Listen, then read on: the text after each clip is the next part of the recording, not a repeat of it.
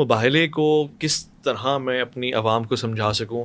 کیا آج بھی اس کی کوئی شکل ہے؟ اور پھر مباہلے میں فقط اہل بیت کے ان چنیدہ افراد کو لے کے جانے سے کیا مراد ہے؟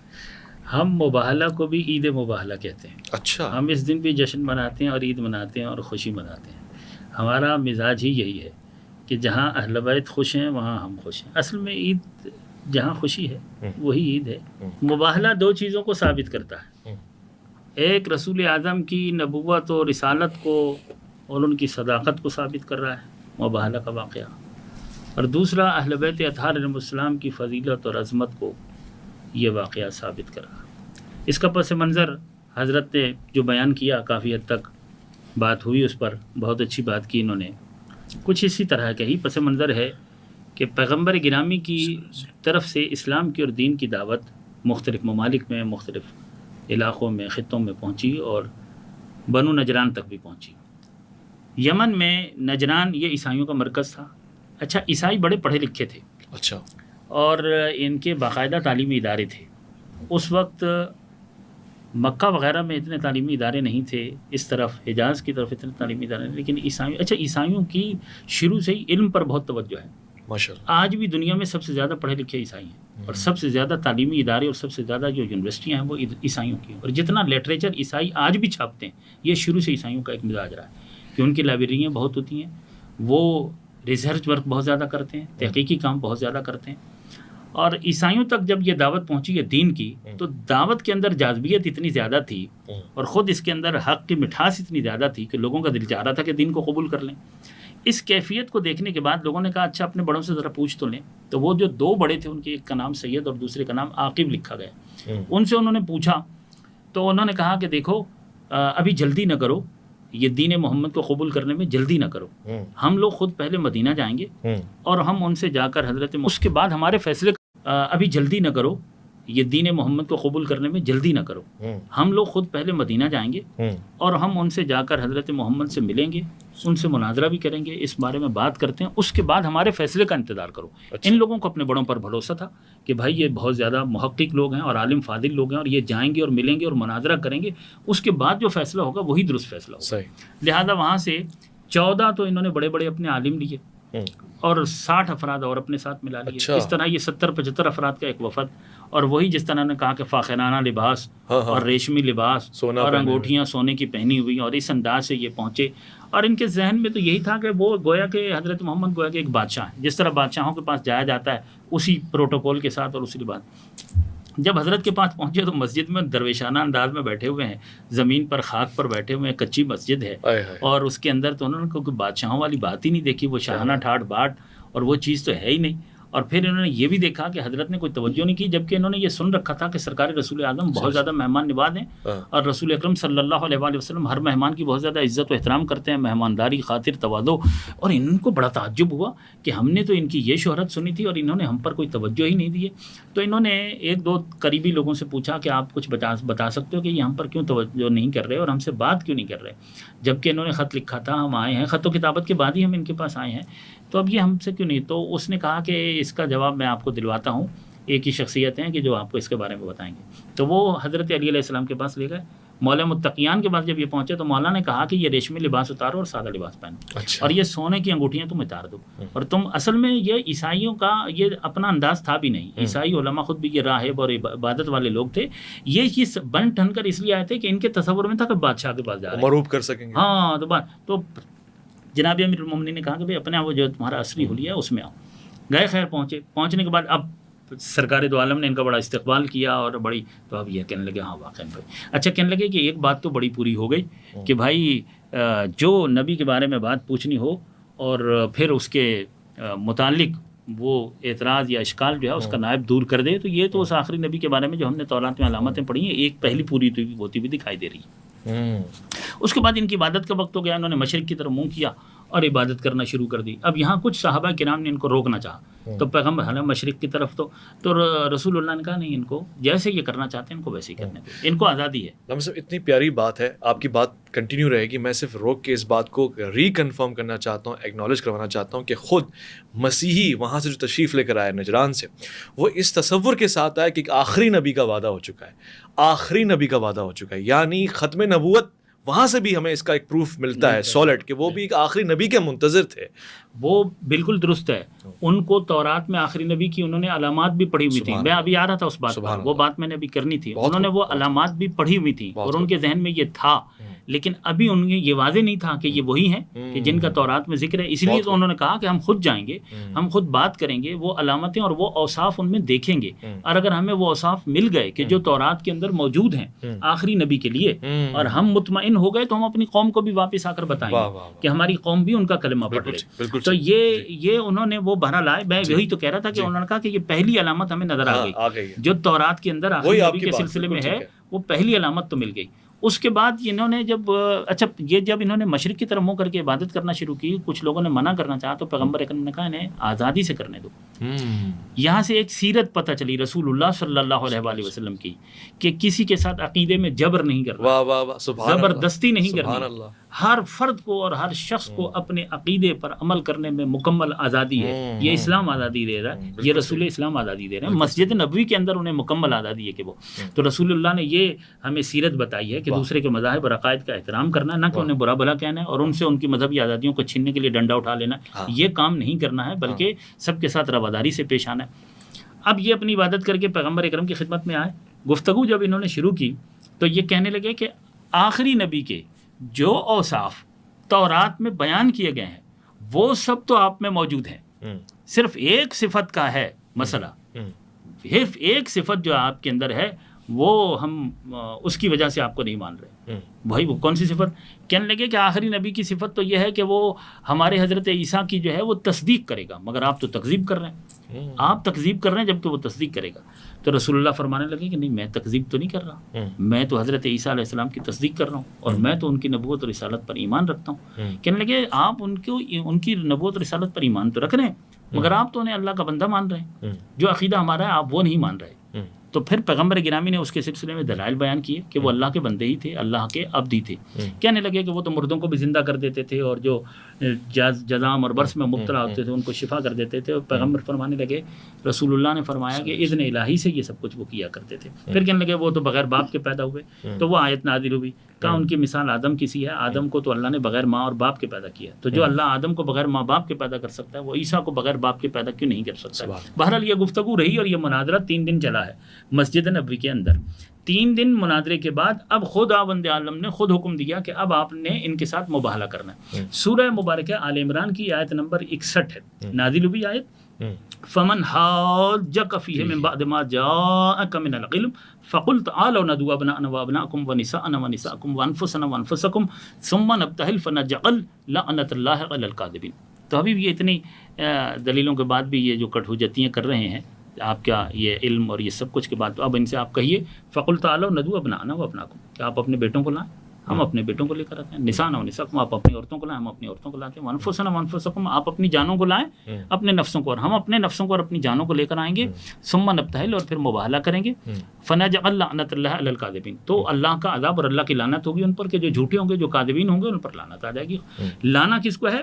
بیٹوں کو, عورتوں کو اور نفسوں کو. اچھا, یہ مباہلہ ہی کی شرط ہوتی ہے بنفس مباہلہ, یا پھر اس میں اضافی طور سے؟ ہر مباہلہ میں ایسا نہیں ہوتا, ہر مباہلہ میں ایسے ضروری نہیں ہے.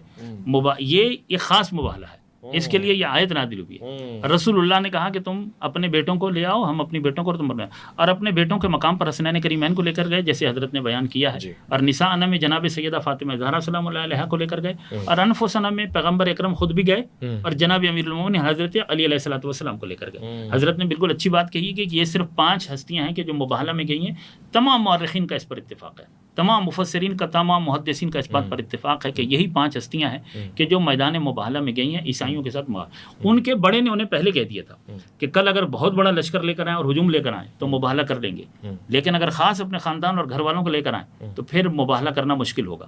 اور جب جا رہے ہیں پنجتن پاک, اور جانے کا وہی انداز تھا جو حضرت نے بیان کیا کہ آگے آگے رسول اعظم, ان کے پیچھے جناب سیدہ, ان کے پیچھے جناب امیر المومنین. پیغمبر گرامی کی دائیں انگلی کے ساتھ تھے امام حسن علیہ السلام اور بائیں انگلی کے ساتھ امام حسین علیہ السلام. تو اس انداز سے یہ جا رہے ہیں. عظمت تو دیکھیے کہ رسالت قدم اٹھا رہی ہے، عصمت قدم رکھ رہی ہے، عصمت کے قدم اٹھتے ہیں تو ولایت قدم رکھ رہی ہے. یعنی یہ اہتمام ہے جناب سیدہ کے حجاب کا، ان کی عظمتوں کا، کہ آگے رسالت ہے پیچھے امامت ہے. اس حجاب کے ساتھ اور اس پروٹوکول کے ساتھ سیدہ کائنات جا رہی ہیں. انہوں نے ان کی پیشانیوں کو دیکھا، پیشانیوں سے نکلتے ہوئے نور کو دیکھا، ان نورانی جبینوں کو دیکھا. ان نورانی جبینوں کے متعلق جو آسمانی کتابوں میں پڑھا تھا وہ مطالعہ فوراً ان کے ذہن میں آیا. ان کے بڑے نے کہا کہ میں وہ چہرے دیکھ رہا ہوں اور میں ان پیشانیوں کو دیکھ رہا ہوں اور ان نورانی پیشانیوں کو دیکھ رہا ہوں کہ اگر انہوں نے اس مضبوط پہاڑ کی طرف اشارہ کر دیا تو یہ پہاڑ اپنی جگہ سے ہل جائے گا، ختم ہو جائے گا. اور اگر آج ان کے بد دعا کے لیے ہاتھ اٹھ گئے تو اسی وقت سے عیسائی برباد ہونا شروع ہو جائیں گے اور صبح قیامت تک کوئی کرۂ ارض پر ایک عیسائی بھی باقی نہ رہے گا. ان سے مباہلہ نہ کرنا، ہم نہیں جیت سکتے ہیں.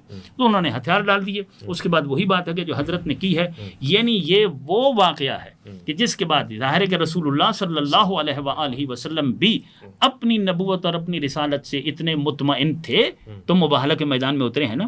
یعنی یہ عمل ثابت کرتا ہے پیغمبر اکرم کی نبوت اور رسالت کو. اور خود یہ 4 نفوس قدسیہ جو ہیں، جناب سیدہ، جناب امیر المومنین اور حسنین کریمین، یہ خود بھی پیغمبر اکرم کی نبوت اور رسالت سے اس قدر مطمئن تھے اور اتنے شاہد تھے کہ ان کے گواہ بن کر میدان مباہلہ میں اتر گئے اور جان کی بازی لگانے کے لیے تیار ہو گئے. تو یہ اطمینان اور یقین نہ ہو تو ایسے کوئی نہیں اترتا ہے. یہ عظمت ہے، یہ واقع مباہلہ رسول اللہ کی رسالت کو اور اہل بیت اطہار علیہم السلام کی فضیلت اور عظمت کو ظاہر کرتا ہے. اسی خوشی میں ہم اس دن کو بھی عید مباہلہ کہتے ہیں اور خوشی مناتے ہیں. عید کا تصور خوشی کے ساتھ ہوتا ہے، منا لینی چاہیے. حضرت بھی ہمارے ساتھ منائیں گے. کوئی مثلا ایک گفٹ اور ہو جائے گا تو مطلب وہاں عید غدیر کے اوپر یا عید خم غدیر کے اوپر جو آپ نے بتایا، وہاں پہ تو خلافت والا مسئلہ تھا. اس کے علاوہ آپ کہہ رہے تھے کہ ہم اس خوشی میں شریک ہیں اور اس کو اس طرح سے لیتے ہیں. مگر یہاں پہ کیا مسئلہ ہے؟ عید مباہلہ تو منا سکتے ہیں. نہیں دیکھیں، ہم جو ہے نا یہ جو عید ہے، میں آپ کے کئی پروگراموں میں کر بھی چکا ہوں بات، اور گزشتہ دنوں میں نام لینا نہیں چاہوں گا. ایک شخص کی ولادت منائی گئی تو میں نے ویڈیو بھی بنائی جس پر مجھے کافی نقصان بھی اٹھانا پڑا. نقصان اٹھایا آپ نے؟ نقصان اٹھایا میں نے. تو ہم جو ہے نا یہ جو عید ہے نا وہ صرف سرکار دو عالم صلی اللہ علیہ وسلم کی ولادت کی مناتے ہیں. بس ہم سمجھتے ہیں کہ حضور علیہ السلام کی جو خوشی ہے نا وہ قرآن کریم کے اندر ہے، کل بفضل اللہ و برحمتہ فبذلک فلیفرحوا. یہ بھی تو خوشی رسول کی ہے نا، اسلام کی فتح ہے. دیکھیں جی کہ اگر آپ عیدیں مناتے گئے نا کہ مطلب ایک عید آ گئی، کسی پیر کی عید آ گئی، پھر دوسرے پیر کی، پھر تیسرے پیر کی، وہ جو عید میلاد النبی کا تقدس ہے نا وہ برقرار نہیں رہے گا. کیونکہ امام مالک رحمۃ اللہ تعالیٰ علیہ نے خلیفہ ہارون رشید کو منع کر دیا تھا کہ اب بیت اللہ کو گرانا نہیں ہے، ورنہ جو بھی بادشاہ آئے گا گرائے گا، اس کو بناتا جائے گا اور اس کا تقدس جو ہے وہ پائمال ہو جائے گا. ایک بات میں یہاں ضرور کرنا چاہوں گا چونکہ میرے لوگ بھی سن رہے ہیں. حضرت نے کہا کہ ایک روایت یہ بھی ہے کہ عیسائیوں نے کہا کہ اگر آپ وہ یعنی کہ شہزادوں اور سیدہ کائنات بولے کائنات کے علاوہ جم غفیر بھی لے کے آئیں تو ہم مباہلہ کر لیں گے. یہ روایت کہیں پہ بھی نہیں ہے اور میں سمجھتا ہوں کہ ایسی بات نہیں کرنی چاہیے. مباہلہ حضور کے ساتھ تھا. اگر آپ اس وقت صحابہ کو بھی لے جاتے، کسی اور کو بھی لے جاتے تو اللہ نے حضور کو دیکھنا تھا. صحابہ کو کیسے لے جاتے جب قرآن کی آیات کہہ رہی ہے؟ انہوں نے جو بات بیان کی نا یہ بات نہیں ہے، مطلب لے کے تو آپ پنجتن پاک ہی گئے نا، لیکن انہوں نے یہ کہا کہ اس کے لیے حوالہ عرض کروں گا. نہیں، انہوں نے یہ کہا کہ لے آتے تو میں سمجھتا ہوں کہ اس میں نبی کریم علیہ الصلوۃ والسلام مباہلہ ہوا ہے حضور کی ذات اقدس کے ساتھ. اس میں یہ کہنا ان کا درست نہیں ہے. یہ ایک حوالہ نہیں، یہ لاکھ حوالے بھی دیں، یہ بالکل غلط بات ہے. اس میں نبی کریم علیہ الصلوۃ والسلام کی ذات کا معاملہ ہے، چونکہ اس کو ایک الگ رکھا جائے. ایک بات. دوسری بات یہ ہے کہ اس میں انہی کو کیوں لے کے گئے، یہ بات انہوں نے آپ سے چنیدہ شخصیات کو. یہ یاد رکھ لینا محمد اویس ربانی بھائی، لڑنے کے لیے فوج لے کے جائی جاتی ہے، چاہے وہ اپنے ہوں یا پرائے ہوں، سب کو بندہ. لیکن جب عاجزی سے لعنت کی دعا اللہ کی بارگاہ میں کرنی ہے، پھر لوگوں کے لیے نہیں، پھر اپنے گھر سے اس کا آغاز ہوگا. تو یہ لڑائی سے، شہادت سے زیادہ رتبہ ہے کہ کوئی بھی راہبر جو ہے وہ اپنی نسل کے لیے اللہ سے بد دعا کرے. کیوں؟ اس میں سب سے پہلے اس نے اپنے آپ کو پیش کرنا ہوتا ہے. یعنی یہ بھی کہنا ہوتا ہے اگر میں جھوٹا ہوں تو مجھے تباہ کر دے، میری نسل کو تباہ کر دے. تو اگر جی کچھ کہنا چاہ رہے ہیں؟ میں عرضی کر رہا ہوں کہ اصل میں یہ ہے کہ جو اپنا خانوادہ گیا ہے وہ دوسری جانب سے آنے والوں پہ لعنت کرے گا. جی جی ایسا ہی ہے نا؟ ایسے ہی ہے، دونوں آپ لعنت کریں گے کہ بھائی ان دونوں میں سے جو حق پہ اب وہ کس باقی کی لعنت میں کتنا اثر ہے یہ اس دن طے ایک تو پائے۔ یہ بات ہے، اور دوسری بات یہ ہے کہ اس خاص مقام میں چونکہ یہ تلوار سے آگے مناظرہ، ہوں، پہلے تلوار مناظرہ یہ دونوں پہلے رہ جاتے ہیں، مناظرہ اور تلوار پہلے رہ جاتے ہیں، یہ عذاب الہی کو دعوت دینا ہے، ہوں، اور عذاب الہی کی دعوت کے لیے بندے کو اپنے قریب ترین لوگ اٹھانے ہوتے ہیں۔ ہوں، یہ میں کہنا چاہ رہا ہوں، جو نقطہ میں آپ کو سمجھانا ٹھیک ہے، چاہ رہا ہوں وہ یہ ہے، ٹھیک ہے۔ اور یہ جو مباہلہ ہے یہ اب بھی جائز ہے۔ اب بھی جائز ہے؟ بعض علماء کہتے ہیں کہ جائز نہیں ہے، لیکن اب بھی یہ جائز ہے۔ ٹھیک ہے۔ میں ایک بات کر دوں، شاید اجازت دیں یا نہ دیں، بات بڑی زبردست ہے، لیکن اس طبقے کے لوگ یہاں پہ نہیں ہیں۔ یہ جو غیر مقلدین لوگ ہیں نا اہل حدیث، ان کا ایک مولوی عبدالعزیز تھا، اسی آیت کے تحت علامہ غلام رسول سعیدی رحمہ اللہ نے لکھا ہے۔ تو سید احمد سعید کاظمی شاہ صاحب رحمۃ اللہ تعالیٰ علیہ، جن کو غزالی زماں راضی دراں کہتے ہیں، امام موسیٰ کاظم رحمۃ اللہ تعالیٰ علیہ کی اولاد سے تھے، آپ نے ایک غیر مقلد عالم کے ساتھ مناظرہ کیا اس بات پر کہ حضور کو علم غیب ہے، اور دیا تو اللہ ہی نہیں ہے۔ تو جب مناظرہ ہوا نا تو مشکات شریف کی حدیث پیش کی کہ اللہ پاک نے معراج کی رات اپنے دونوں دست جو ہیں وہ حضور کے کندھوں پر رکھے تو سارا کچھ حضور کے سینے میں آ گیا۔ تو اس نے کہا کہ یہ بے سند کتاب ہے۔ تو جب اس نے یہ کہا تو حضرت نے جو ہے وہ ترمذی شریف اٹھا کے دی کہ دیکھیں یہ حدیث اس میں موجود ہے۔ تو وہ تیش میں آیا تو اس نے حدیث کی کتاب اٹھا کے پھینک دی، اور جب پھینک دی تو حضرت نے فرمایا کہ امام موسیٰ کاظم کی اولاد سے تھے کہ اب میں آپ سے مناظرہ نہیں، اب آپ سے میں مباہلہ کروں گا۔ تو وہ بھی تیش میں آیا کہ چلو کر لیتے ہیں مباہلہ۔ مباہلہ کیا تو دوسرے دن گجرانوالہ میں وہ گیا تو فجر کی نماز کے لیے درس قرآن دے رہا تھا، اس کی زبان باہر نکل آئی۔ علامہ غلام رسول سعیدی صاحب اسی آیت کے تحت لکھتے ہیں، ڈاکٹر کے پاس لے کے گئے، انہوں نے کہا کوئی اس کو مرض ہو تو علاج کرے نا، یہ تو اللہ کا عذاب ہے، اور 1 سال کے اندر اندر وہ جو ہے ہلاک ہو گیا۔ تو جب مباہلہ ہوتا ہے تو وہ اللہ کی طرف سے 1 سال کا ٹائم ہوتا ہے۔ اچھا، 1 سال کا ہاں، time period۔ فریق مخالف جو ناحق پر ہوتا ہے وہ 1 سال کے اندر اندر جو ہے وہ تباہ ہو جاتا ہے، اور عبداللہ ابن عباس رضی اللہ تعالیٰ عنہ نے بھی مباہلہ کیا ہے۔ اچھا جی، اور کئی ایسے علماء اہل سنت ہیں جنہوں نے مباہلہ کیا ہے، اور پیر مہر علی شاہ صاحب رحمۃ اللہ تعالیٰ علیہ نے بھی قادیانی کو مباہلہ کی دعوت دی تھی کہ اگر مناظرے سے آگے تو آ جاتے تو یہاں تک آ جا، اور پھر تو لکھنے کی بات کرتا ہے تو یہ بھی تو سید ہے نا، پیر مہر علی شاہ صاحب بھی تو آل رسول ہے نا۔ تو فرمایا کہ اگر تو اس پر آنا چاہتا ہے تو لکھنے کی بات کرتا ہے، ہم قلم ایسے رکھ دیں گے تو اللہ کے بندوں میں سے ایسے بندے بھی موجود ہیں، اگر وہ کہیں تو اللہ کی اجازت سے وہ قلم چل پڑے گا۔ وہاں بھی نسبت اپنی طرف نہیں کی، اللہ کے بندوں میں سے کوئی بندہ موجود ہے، حالانکہ وہ تھے جو ہے آپ بھی تھے۔ اچھا، بہت پیاری بات۔ اس بات سے ایک سوال آپ سے جڑا ہوا ہے اور پھر میں علامہ صاحب کی طرف جاؤں گا۔ آپ نے بتایا کہ آج بھی مباہلہ ہو سکتا ہے، جی، آیت مباہلہ کہہ رہی ثم نبتہل فنجعل لعنت اللہ علیہ، یعنی آج بھی لعنت بھیجی جا سکتی ہے۔ جی، بھیجی لعنت بھیجنا ایک سنت عمل ہوا، سنت عمل ہے۔ تو یہ ہمارے یہاں کیوں مشہور ہے کہ لعنت نہ بھیجو کسی پہ، لعنت دیکھیں، جاتی ہے پلٹ آتی ہے۔ لعنت بھیجیں گے ہم باطل پر، مباہلہ میں بھی جو لعنت بھیجی جا رہی ہے وہ باطل پر بھیجی جا رہی ہے۔ مثلا تمام امت کا اس بات پر اتفاق ہے کہ بھائی یزید پر آپ لعنت بھیجیں، اگرچہ میرا وہاں موقف امام احمد بن حنبل والا ہے کہ وہ کافر تھا، بعد میں وہ کافر ہو گیا تھا۔ تو لعنت مسلمان کے لیے نہیں ہے، یہ بھی یاد رکھ لینا، لعنت جو ہے یہ باطل کے لیے ہے۔ تو مسلمان پر کبھی لعنت نہ بھیجے، کیونکہ علامہ عینی رحمہ اللہ نے بخاری کی حدیث کی شرح کرتے ہوئے لکھا ہے لعنت کا مطلب یہ ہوتا ہے کہ جہنم اس کے لیے واجب ہو جائے اور جنت اس پر حرام ہو جائے، اور کسی مسلمان کے لیے یہ دعا کرنا۔ اچھا، پھر یہ مباہلہ یہ نہیں ہے کہ مطلب چھوٹی چھوٹی باتوں میں لوگ بیٹھیں اور مباہلہ کرنا شروع کر دیں، یہ بڑا ایک آخری آپشن ہے۔ تو پھر مسلمان سے مباہلہ کرنے کیوں اترا اگر مسلمان دوسرے مسلمان کو لعنت بھی نہیں بھیج سکتا؟ کون اترا وہ جیسے سعیدی صاحب والا واقعہ آپ نے بتایا، یہ وہ تو اس کو تو جو حدیث کی کتاب اٹھا کے پھینک دے تو وہ تو گستاخ رسول ٹھہرانا، وہ فارغ ہو گیا۔ وہ